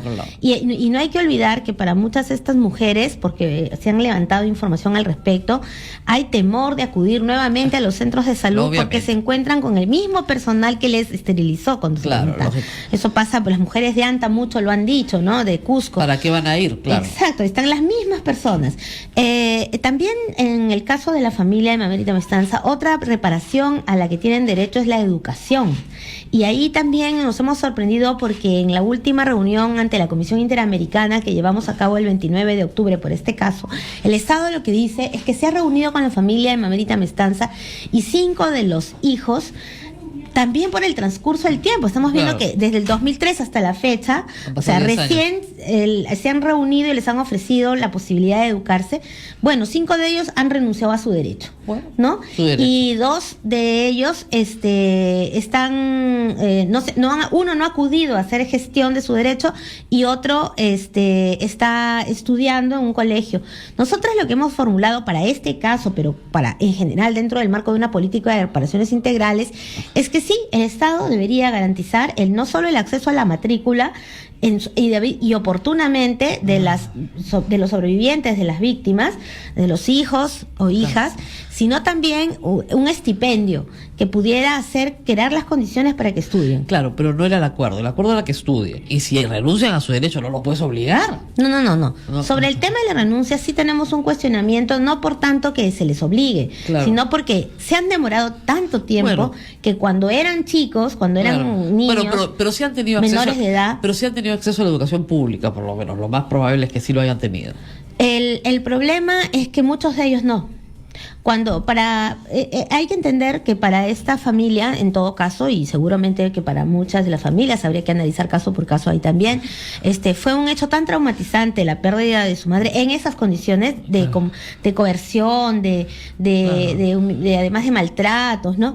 Que el padre y los hijos perdieron confianza total en el Estado, en el sentido de que se les engañó, pues se les dijo que había una ley, que las personas tenían más de 5 hijos iban a la cárcel, o cuando la señora estaba en tratamiento y quedó, o sea, después de la esterilización hace esta crisis, ¿no? Que la lleva a la muerte. El testimonio dice que en un momento un médico le dice: se está paralizando, le dice mi esposa, ¿no? A ver, préndele un fósforo y pónselo cerca, a ver si no va a mover el brazo, ¿no? O sea, yo te cuento un poco las cosas que pasaron, que hacen que ellos, al personal de salud, al Estado en general, le tengan temor. Y pasando al tema de la parte de investigación fiscal preliminar, la parte penal, la parte de si hay sanciones administrativas, penales, en el caso de Mamérita Mestanza, cuando les suceden estas cosas, se abre un juicio penal contra algunos responsables, pero no se les investiga a todos, no se les llega a sancionar en ningún momento por delitos dolosos y con cárcel efectiva, ¿no? Y no hay sanciones administrativas para nada. Entonces, este caso por eso se lleva a la comisión. Y como ahora se ha comprometido el Estado a investigar y sancionar, se logra reabrir el primer archivo que tiene este caso de esterilizaciones forzadas. Se crea una fiscalía ad hoc, se le entrega al fiscal Guzmán Vaca, ¿no? Y Guzmán Vaca lo que hace es por meses decirnos a la defensa de las víctimas que él incluía al presidente Fujimori inclusive dentro de la investigación, que él tenía muchos elementos e indicios de que aquí se habían cometido efectivamente, ¿no? Crímenes de lesa humanidad, violaciones a los derechos humanos. Pero no nos cita, o sea, entre las seguridades están que no nos cita cuando toma las declaraciones del presidente de la República o de los ministros, ¿no? No supimos que estaba pasando eso. Va nuevamente al Cusco, a Piura. En Piura había programado 10 entrevistas para víctimas de esterilización forzada, pero las mujeres allá están organizadas, ¿no? Claro. Y vienen con padrones de 200 mujeres, ellas organizadas. Igual él tiene que verse forzado pues a tomar las declaraciones. Él luego en Cusco también pasa otra, él manda a las mujeres a exámenes de medicina legal, pero estos exámenes de medicina legal todos son iguales los resultados. Bueno, están esterilizados. Súper así escuetos. No, y dicen que no se puede identificar el daño, secuela de la esterilización, ¿no? Bueno, es que tantos años después psicológicamente no detecta que hay y sin embargo cuando nosotras como sociedad civil hemos entrevistado a estas mujeres y todo, señalan la depresión, inclusive viven todavía sintiendo el dolor hasta la fecha cuando hacen mucho esfuerzo físico, o cómo ellas ya no son valoradas por la comunidad. Pero una esterilización no te causa ningún daño. No te causaría, pero hechas en las condiciones en que fueron hechas, no, muchas veces se ha denunciado que no había anestesia hasta de animales, se han usado, hay videos, testimonios de Sí. eso. Ellas, al sentirse que ya no tienen capacidad reproductiva, les afecta en sus relaciones de pareja, les Así es. afecta en su vida comunal, porque las mujeres ya no pueden aportar, ya no son productivas para la vida comunitaria, etcétera, etcétera, ¿no? Entonces, esos exámenes legistas son muy escuetos, no dicen nada en todos casos, Bueno. son muy, parecen en un qué vamos? formato. Y Guzmán Vaca reconoce que llega a tomar más de 1.000 declaraciones, pero él al final archiva el caso. En enero, ¿no? De Lo este archiva, año. este año, lo Ok. archiva, ¿no? Todos nos enteramos que lo archivó. Pero archiva con una... nosotros estamos sosteniendo una hipótesis, ¿no? Ajá. La tenemos que probar, por cierto, Lógico. Ante un juez, pero Ahora, tenemos que pero- ustedes han apelado ese archivo. hemos presentado un recurso queja, pero la hipótesis que sostenemos es lo siguiente. El fiscal, para que todas nos entiendan, el fiscal Guzmán Vaca archiva, pero archiva parcialmente. Archiva en el extremo donde exculpa a Fujimori y a sus exministros. Para él dice, no hubo delito de lesa humanidad. Así es. ¿Por qué? Porque no hubo un aparato organizado de poder. O sea, él exige que para que haya entiende que en el derecho penal un aparato organizado de poder tiene que ser manus militaris, o sea, tipo de militar. Claro. Y él no entiende que el MINSA también es un aparato organizado de poder, del Claro, no poder militar. Pero eso, ahí es donde está la discusión, yo le diría. Ahí está, yo también, no le voy a decir que concuerdo con el fiscal porque no he leído todo, pero ahí está la discusión. O sea, que había el programa de planificación familiar, lo había. Que cometieron la bestialidad de pedirles cuotas, les pidieron cuotas.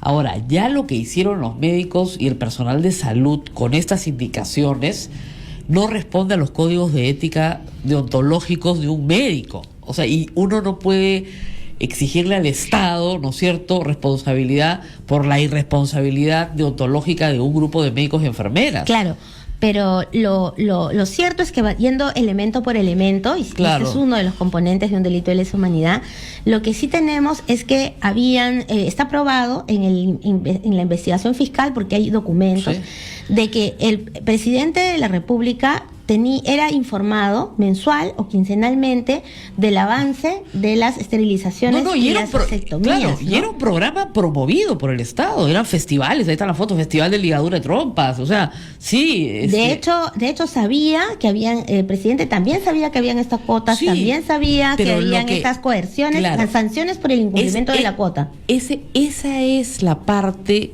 que no se puede probar, o sea, que se haya dado la orden, aunque sea mediata, Bueno. de que se esterilice contra la voluntad de la gente. El otro elemento que dice Guzmán Vaca es el tema del dolo. ¿no? Claro. Él dice, No hay porque, dolo, pues. porque nosotras creemos que no se puede discutir que se había un aparato de poder, porque Ok. el MINSA administrativamente tiene una jerarquía. Claro. Y definitivamente hay quien manda y quien obedece. Claro, pero no es una Y- jerarquía para el mal, no es una jerarquía para cometer delitos. No, pero en este caso, lamentablemente, si asumiéramos que los médicos Claro. sí los cometieron, ¿no? Claro. Bueno, El otro elemento es el dolo. el otro elemento es el dolo. Ahora, en el dolo hay la teoría avanzada, ¿no? Entonces, penalmente, y es un poco complicado de repente cuando nos escuchen entenderlo, pero va a entender nada nadie, pero no importa. el dolo, hay un dolo que es el clásico, que todo el mundo entiende, que es cuando uno pues efectivamente con Tiene toda la la intención de. exacto, La con toda la intención de. intención de lo hace, ¿no? Y entonces ahí no hay discusión. Pero lo que sí está en discusión es que hasta dónde llega la intencionalidad y dónde empieza la culpa, que son dos Exactamente. figuras distintas. Así es. Cuando una persona que tiene la formación suficiente, la información suficiente, pone en riesgo, ¿no? La vida de una persona, Exacto, y sin medir sin medir las consecuencias, pudiendo medirlas. Claro, evidentemente ahí puede haber dolo de los operadores. Y hay que juzgarlos a uno por uno. El problema es que si el fiscal ha declarado que no es crimen de lesa humanidad y esto sería lesiones graves, culposas, ya prescribió. Bueno, pero sigo porque el fiscal lo que hace es decir, en la parte de lesa humanidad lo libero de responsabilidad. Ajá. Pero sí hay graves violaciones a los derechos humanos, Claro. dice el fiscal, y por lo tanto esto no ha prescrito, ¿no? Qué complicado. Pero dice además que hay graves violaciones a los derechos humanos, pero en la modalidad o en la comisión de delitos culposos. Exactamente. Entonces uno dice, ¿cómo algo puede llegar a ser grave violación a derechos humanos en la doctrina y a su vez ser actos que no tuvieron dolo directo, sino solamente culpa, negligencia? Claro, lo que el fiscal te está diciendo es que las consecuencias son graves violaciones a derechos humanos, pero no hubo dolo. Bueno, pero eso es lo que estamos discutiendo y lo que hace, en el caso de Mamerita Mestanza, el Estado, y esa viene la hipótesis, es que aísla el caso, lo particulariza, y entonces dice, como yo he firmado un acuerdo de solución amistosa, yo tengo que portarme bien en este caso y tengo que sancionar a los responsables. Y le abre proceso penal de oficio, que ahorita están investigados penalmente, aquellos que faltaban de ser procesados penalmente y que no fueron absueltos en su momento, ¿no? O sea, faltaban un par de médicos, un serumista que estaba en la época que el serumista pasó por ahí seguramente, y ahora está envuelto en un proceso penal. Bueno, aunque de delito de homicidio culposo en el caso de Mamerita Mestanza, y luego 2 médicos legistas que cuando fue la parte para que alcance justicia a ella, esos médicos legistas no hicieron bien su trabajo, ¿no?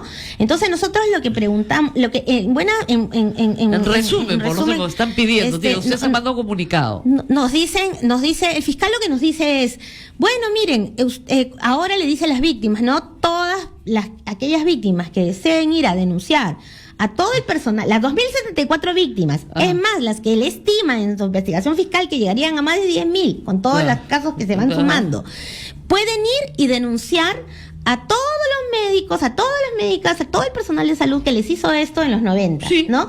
Y esto, pero allí uno no puede creer que no hubo un contexto, que no hubo. ¿Cómo puede suceder que en un periodo determinado suceda algo así y no sepan las autoridades políticas lo que sucedió? No, sí saben que hubo esterilizaciones, por supuesto, las promovieron. La discusión es si ordenaron que fueran forzadas y el fiscal ha llegado a la conclusión que no. Bueno, nuestra queja lo que busca es demostrar que sí. Y el problema es que ellos lo que están es haciendo que este caso lo vea un fiscal que por turno no le compete. Bueno. El que le compete era una determinada fiscal y están haciendo todo lo posible porque no sea la competente de turno, por ley, sino otro fiscal.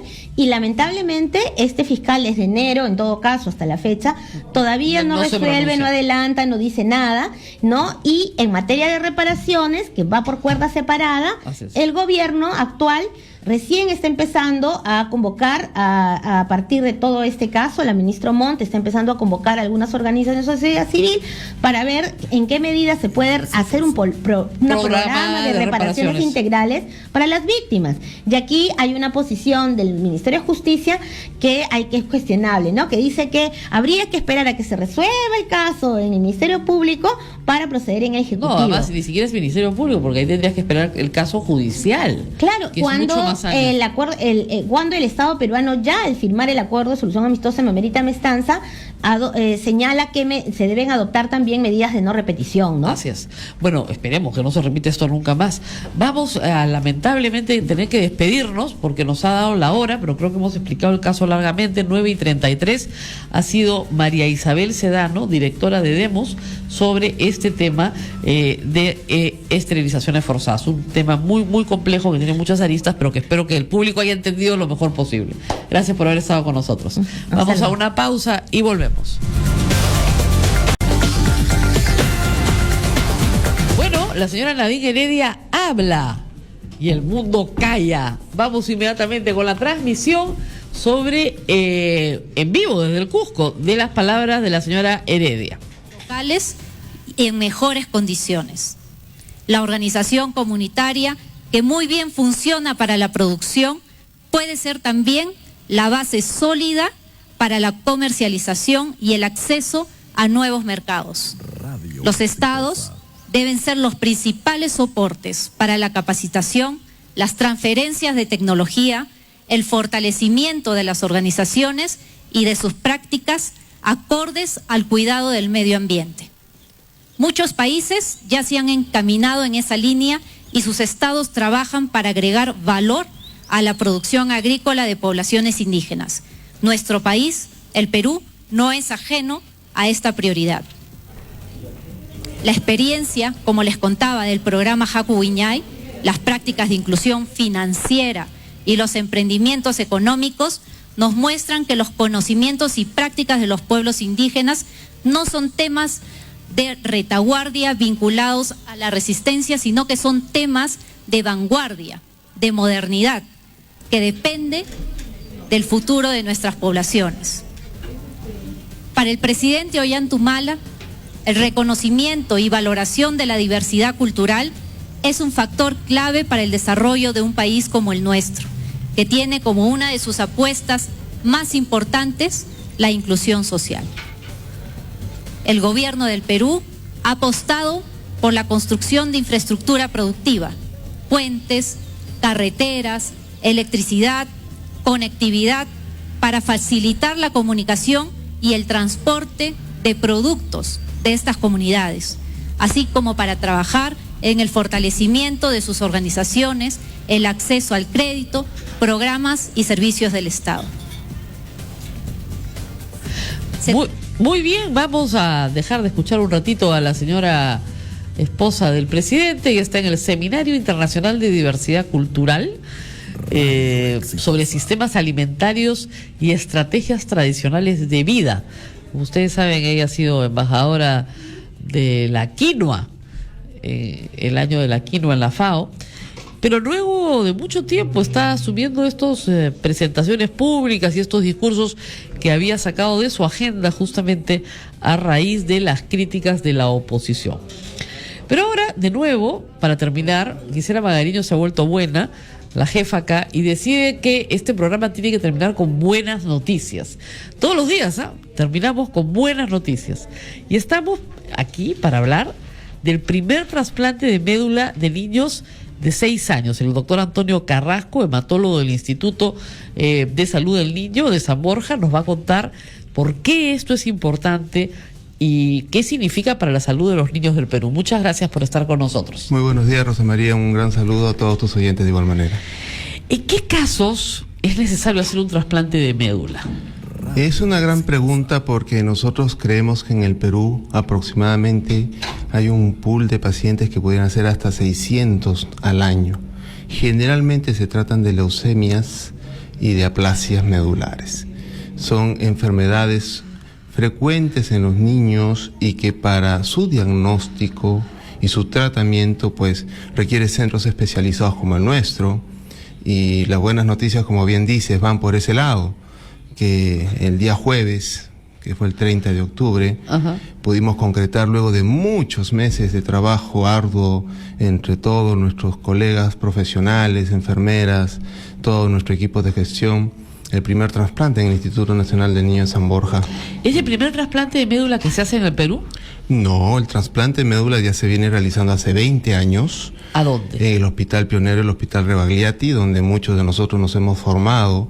Y obviamente para incrementar el acceso a nuestra población, no solamente asegurada, sino también del Ministerio, y ahora que tenemos el CIS y el FISAL, pues ya tenemos varios centros que son ahora 8, y nosotros somos ya el centro nuevo, reciente, nuevo en el grupo, que estamos muy satisfechos porque hemos podido concretar esta actividad e iniciar todo este incremento. ¿El trasplante de médula salva la vida de un niño?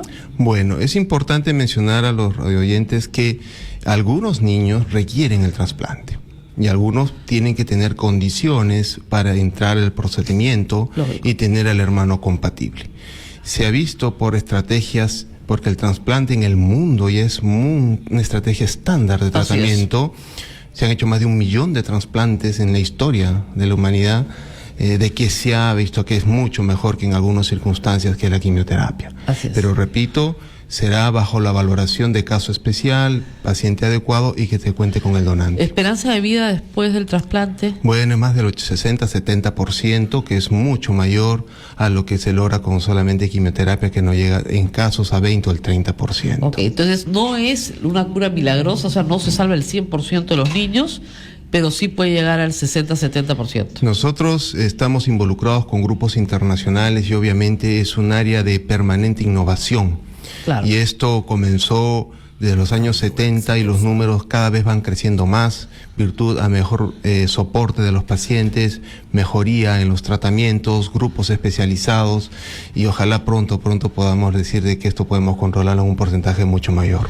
Ahora, para que esto funcione tiene que haber entiendo que tienen que haber unas condiciones de asepsia muy importantes, ¿no? Eso es lo que más demora armar en un hospital nuevo como el Hospital del Niño San Borja. Correcto, el Hospital Niño San Borja cuando inicia sus actividades fue básicamente para un instituto quirúrgico. Virtud a muchos y afortunadas opiniones y esfuerzos de muchas personas, digamos, se incorporó el trasplante de médula ósea y para ello tuvo que haber todo un proceso de adecuación de las instalaciones.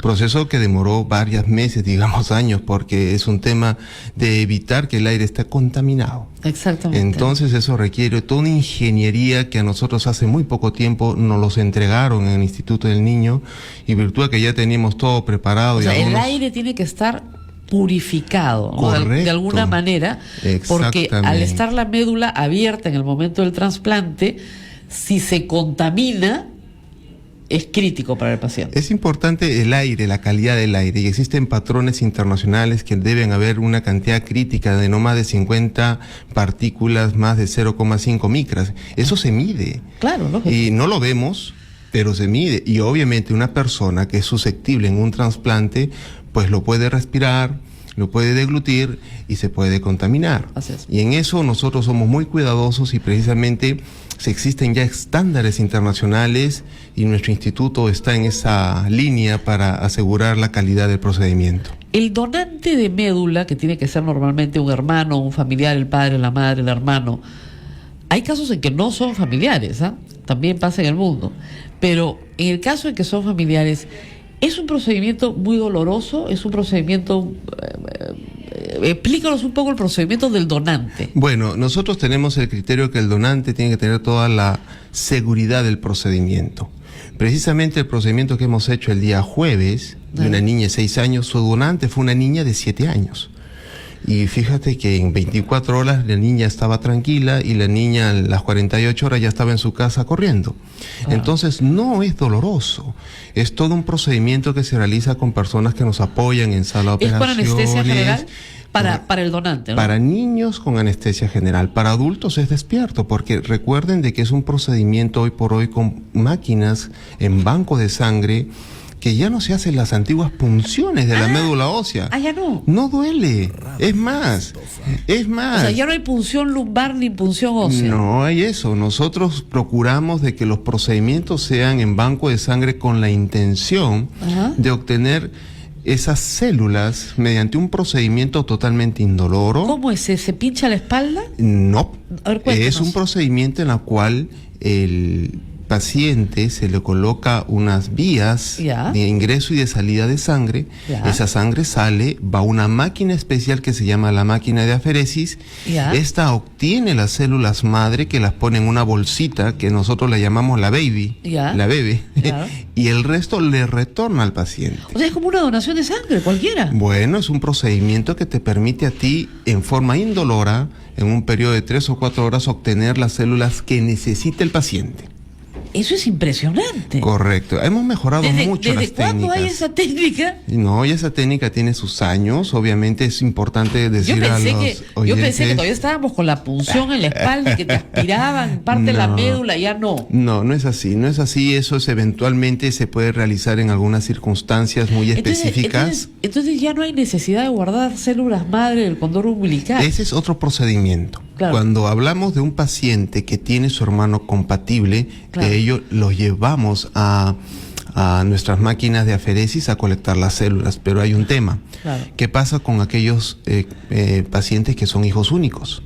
¿O qué pasa aquellos niños o pacientes que no tienen un hermano compatible? Entonces hablamos de los donantes alternos o de las fuentes alternas. Son papá, mamá. Que son algún familiar que pudiera haber alguna incompatibilidad, que son también la sangre de cordón umbilical, que inclusive viene siendo utilizado en el mundo con mucho éxito.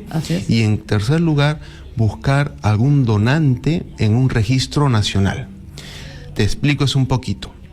¿Qué pasa en Estados Unidos? Hay personas que no tienen su hermano compatible y entonces, ¿dónde lo ubican? Ellos tienen un tremendo registro de 5 millones que están registrados y pueden encontrar ahí. Gente que voluntariamente está dispuesta a donar. Correcto. Esa es una buena noticia también. No me corresponde dar detalles, pero ya hay avances en el área de un registro nacional, porque la intención de buscar un donante potencial para un niño que no tiene un hermano compatible, pudiera hacerlo buscarlo en un registro. Claro, además fíjense, si es tan sencillo, o sea, yo puedo donar 3 horas de mi tiempo, sentarme en una máquina, ¿no es cierto?, que me saquen sangre, que me la devuelvan, que saquen las células madre que necesitan y me voy a mi casa. Correcto. A lo más me duermo una siesta, pero es absolutamente sencillo. El paciente durante el procedimiento bebe su agua, ve su periódico, está súper tranquilo, ve su televisión, escucha la radio, exitosa. Entonces simplemente nos interesa a nosotros que tenga la mayor comodidad.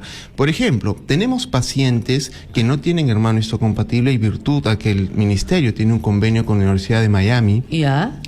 Nuestros pacientes son remitidos a Miami para buscar algún donante. Okay. Y ya tenemos pacientes que se han identificado sus donantes americanos. Lógico. Y ellos van a colectarle las células en forma totalmente voluntaria y de colaboración con nuestros seres y amigos. Cuando usted necesite me avisa, porque yo no tengo ningún... O sea, fíjense, es un procedimiento tan sencillo. Correcto. Lo que pasa es que a veces de mujeres ya viejas no quieren sangre, pero para esto sí. Correcto. Para esto entonces, sí. Estos pacientes se les localiza el donante y se tienen las células y las remiten al centro especializado. ¿Y cuánto tiempo dura la baby?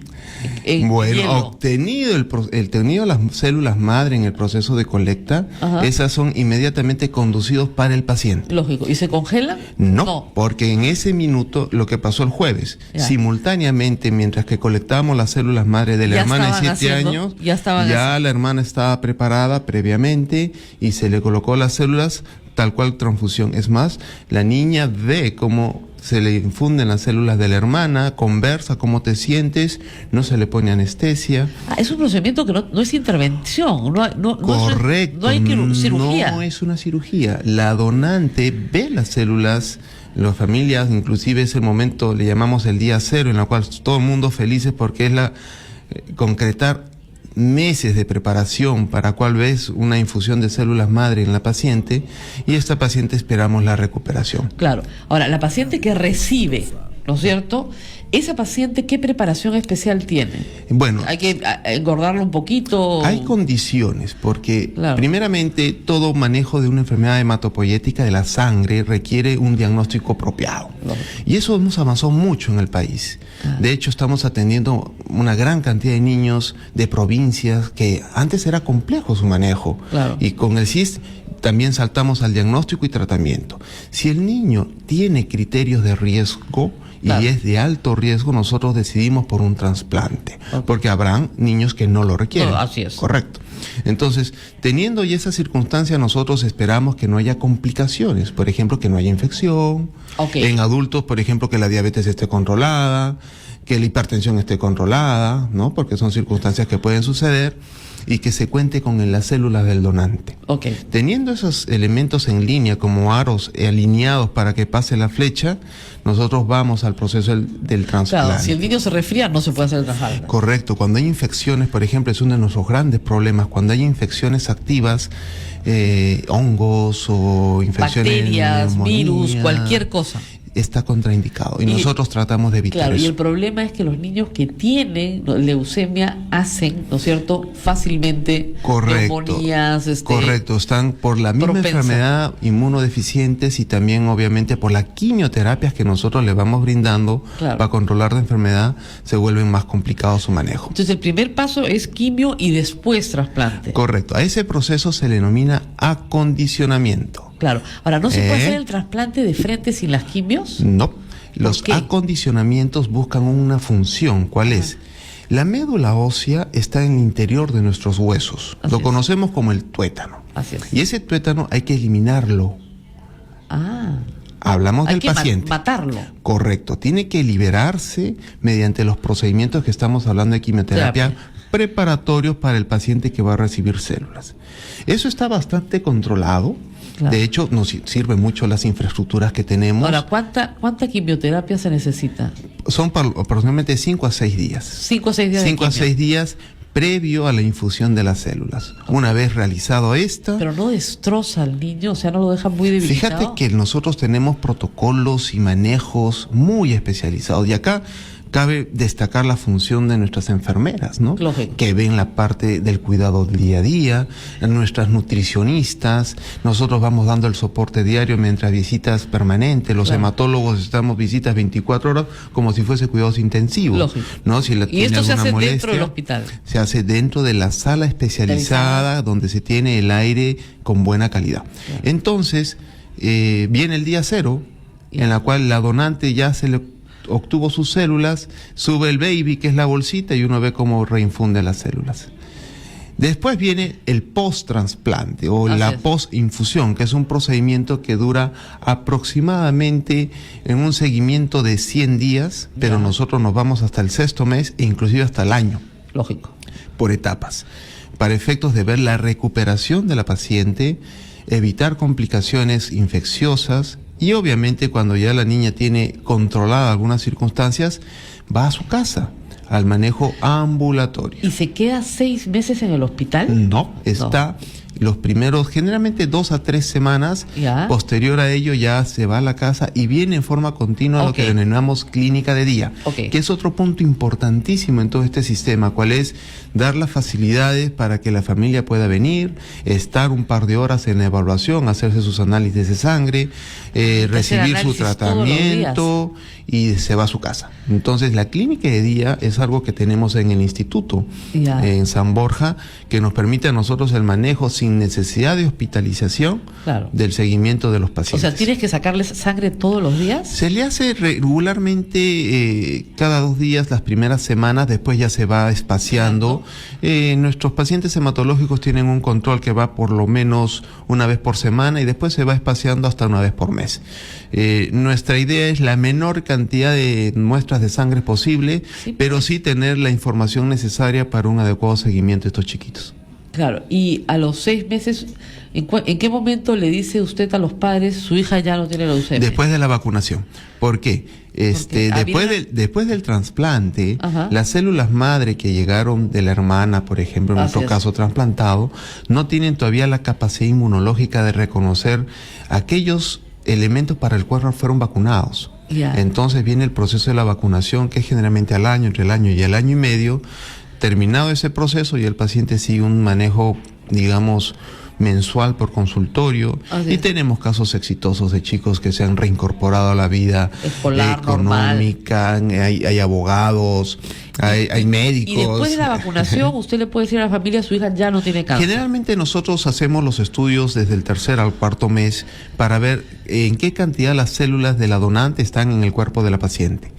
Si esto es 100% donante, nosotros damos mucha fidelidad a que existe una mínima opción de recaída y lo que hay que hacer es evitar complicaciones, ¿no? Entonces, nosotros... Ahora, ¿podrían las células ser rechazadas? Es una opción también. Por ejemplo, esos fueron los primeros trasplantes que se realizaron en el mundo. Antes se hacían los trasplantes sin los adecuados estudios de la compatibilidad. Entonces, ¿qué podemos entender? De que había el rechazo. ¿No? Hoy por hoy nuestros estudios de compatibilidad están adecuadamente estandarizados. Es muy raro que haya rechazo. Y que se trata de evitar, y obviamente son las circunstancias de fallo de injerto, que es lo que denominamos nosotros, son ya mucho menores, virtud a las mejores protocolos y mejor preparación que han tenido los pacientes. Ahora, estos trasplantes de médula, yo recuerdo, doctor, que eran carísimos en los Estados Unidos, costaban pues $250,000, y muchos niños en el Perú pues morían porque su familia no tenía forma de pagar esto.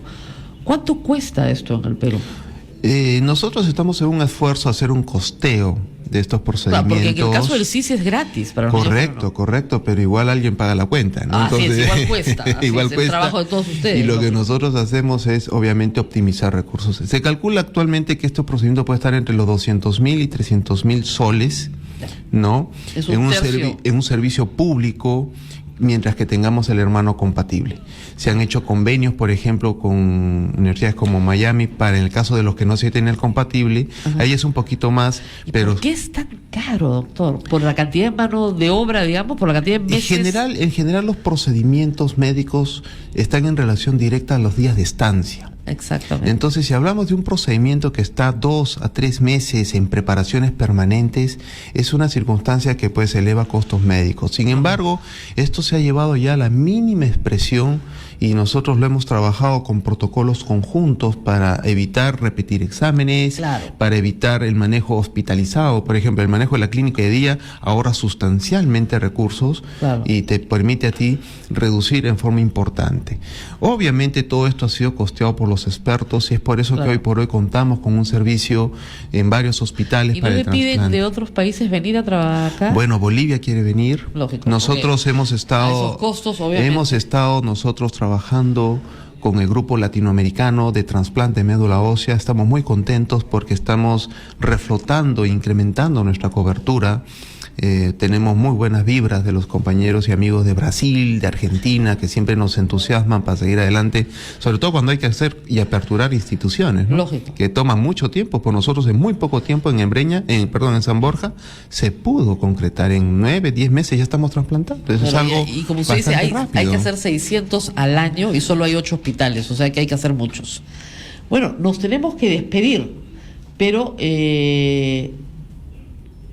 mañana vamos a tener otra noticia positiva también, me dice antes de despedir.